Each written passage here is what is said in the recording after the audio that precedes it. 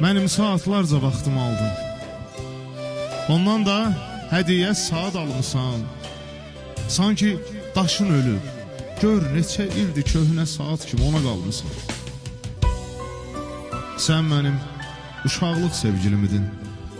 Bizi uşaqlıq yox, uşaq ayırdı.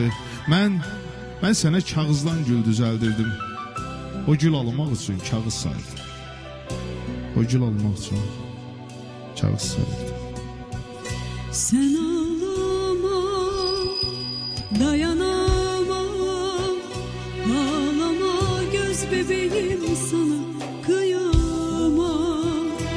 Al yüreğim senin olsun. Yüreğim bende kalırsa yaşayamam.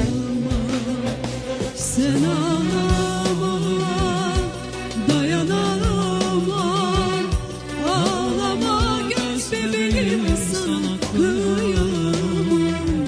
Al yüreğim senin olsun. Yüreğim bende kalırsa yaşayamam.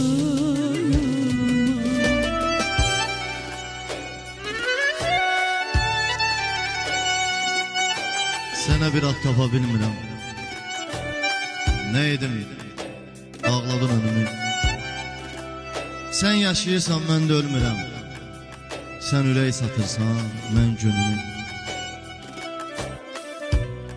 Nə satıb nə qazanmaq istədin? Nə satıb nə qazanmaq istədin? Özün də bilmədən dilənçi oldun. Mənim gözümdə birinci idin, onun əlində neçənci oldun.